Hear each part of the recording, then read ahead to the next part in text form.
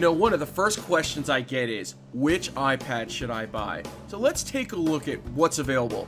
There are currently 3 generations of iPad. The first iPad went on sale in 2010, and when pilots got their hands on it, they were like, wow, this is the perfect tool for flying. It had a simple operating system, a touch screen, high-resolution graphics, and a battery that would last a long time. But Apple moves pretty fast, and I'm sorry to say that soon the iPad 1 will be obsolete. In fact, the next version of the operating system, iOS 6, won't even support the iPad 1. The iPad 2 started shipping in 2011, and it was a great improvement over the iPad 1. Its processor is twice as fast, it has cameras both front and back, and it's thinner and lighter. The third generation iPad, which we're going to call the iPad 3, started shipping in 2012. Basically, this is a high-definition version of the iPad 2 with a faster processor, a beautiful Retina display, and 4G networking. Some downsides are that the iPad 3 is a little bit thicker and runs a little bit hotter than the iPad 2. Now, whether we are talking about the iPad 1, 2, or 3, all iPads are either Wi-Fi only, or Wi-Fi plus cellular data, 3G or 4G. You can tell the 3G, 4G iPads because they have a black GPS antenna on the back. The Wi-Fi only model is less expensive, and anytime you want to connect to the internet, you have to find some local Wi-Fi network. Also, if you want GPS-based location services, you're going to need an external GPS. The Wi-Fi plus cellular model is more expensive, but that allows you to access the internet anywhere there is a cellular data network, as long as you pay for the data plan. The neat thing about this model is that it has a built-in GPS for location services. And I should point out to you, you do not need to sign up for the data plan to use the internal GPS. iPads also break down in terms of how much storage capacity they have. They come in 16, 32, or 64 gigabyte models. The next question I always get asked is, how much memory should I buy? And the simple answer is, more is better.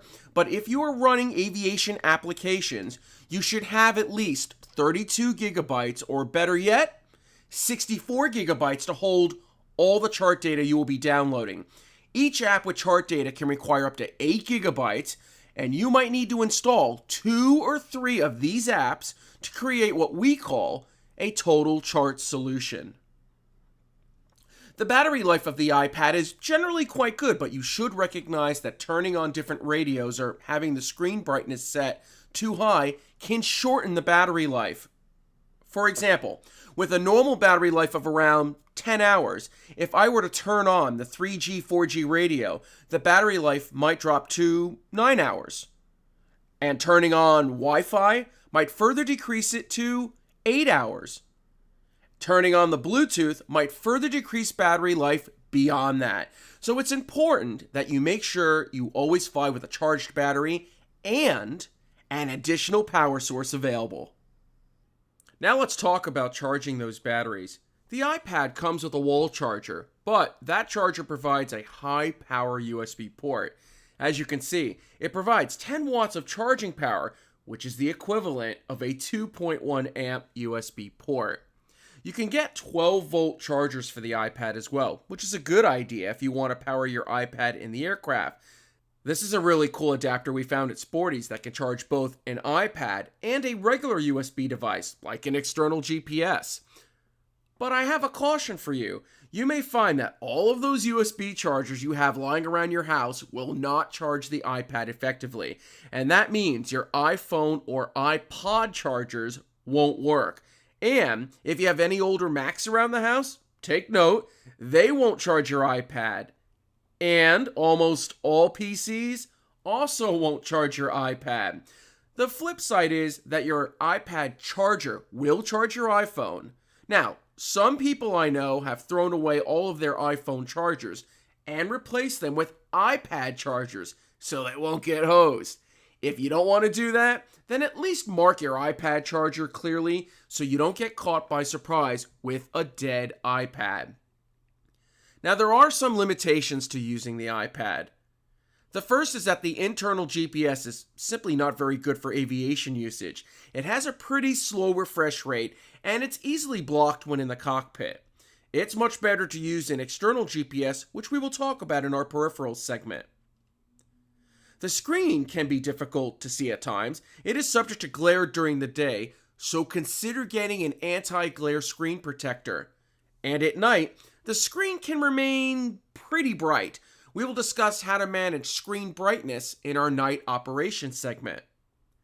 Apple states that the iPad is not guaranteed to operate above 10,000 feet MSL. However, many operators use the iPad above that altitude. In fact, at least one commercial operator has certified that the iPad will still operate after suffering a rapid decompression from high altitude. And finally, there are some temperature limitations. This mostly has to do with managing the temperature of the battery. We will discuss how to handle over temperature situations in our iPad in-flight course. So now, you should have a basic understanding of the iPad hardware.